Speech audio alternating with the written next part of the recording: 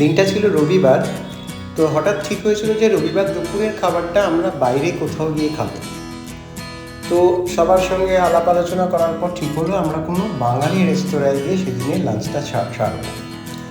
তো সেই মতো অনুযায়ী আমরা আমাদের বাড়ি খুব কাছে কলকাতা নস্টালজিয়া বলে একটি বাঙালি রেস্তোরাঁয় শনিবার সন্ধেবেলা গিয়ে একটি টেবিল বুক করলাম এবং তার সঙ্গে আমরা যে মানে যে পদগুলো খাবো, যে পদগুলো সিলেক্ট করা হলো সেইগুলো আমরা প্রি বুক করে দিয়েছিলাম।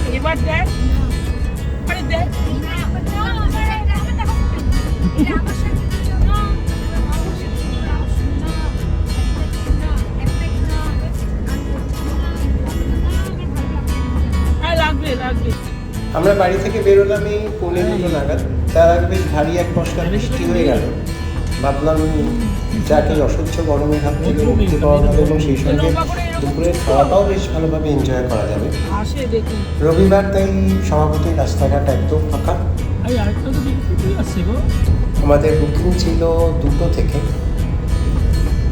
তো আমরা ওই 2:10-এর মধ্যেই আমরা রেস্তোরাঁয় পৌঁছে গেলাম। চলো যাওয়া যাক। ওর এখন ভিসিকা আছে না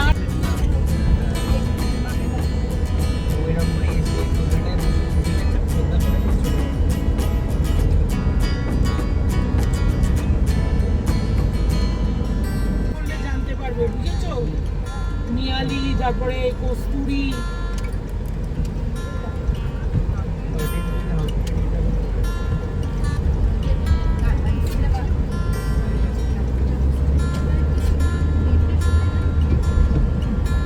দেড়টা থেকে 2টো না 2টোতেই।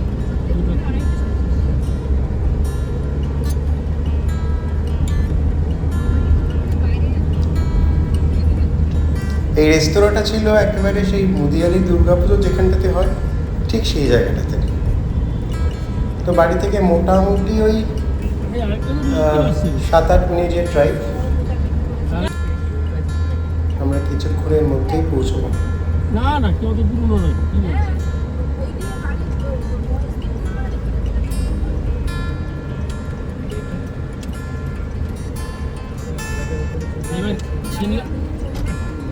এবার কিনলে মারুতি কেন? আমরা পৌঁছে গেছি প্রায়।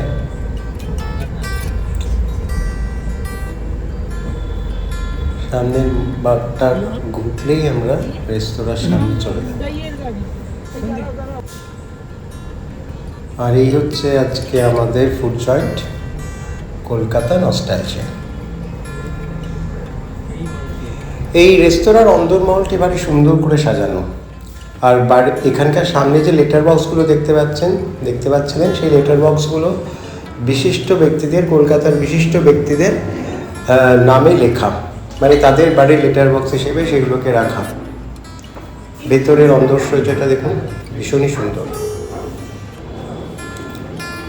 ভেতরটা পরিষ্কার পরিচ্ছন্ন, বসার জায়গাও মোটামুটি ঠিকঠাক।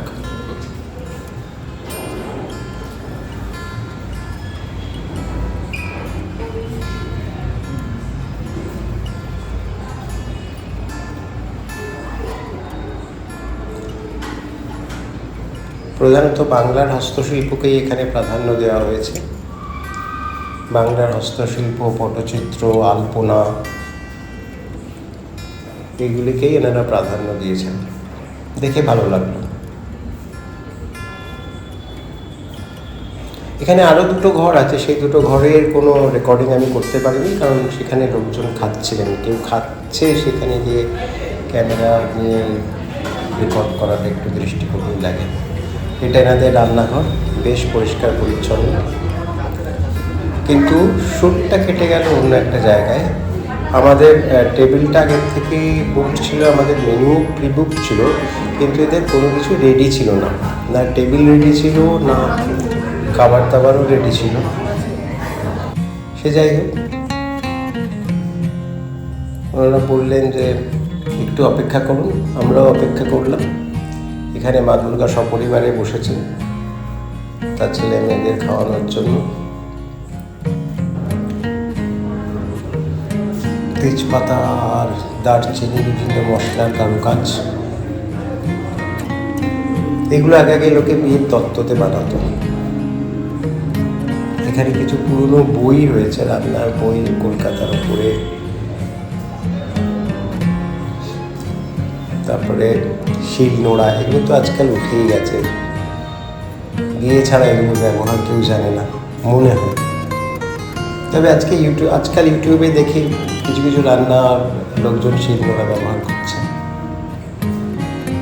এই পুরোটাই তেজপাতা, ডাল এসব দিয়ে তৈরি। পেছনের যে ব্যাকড্রপটা ছিল,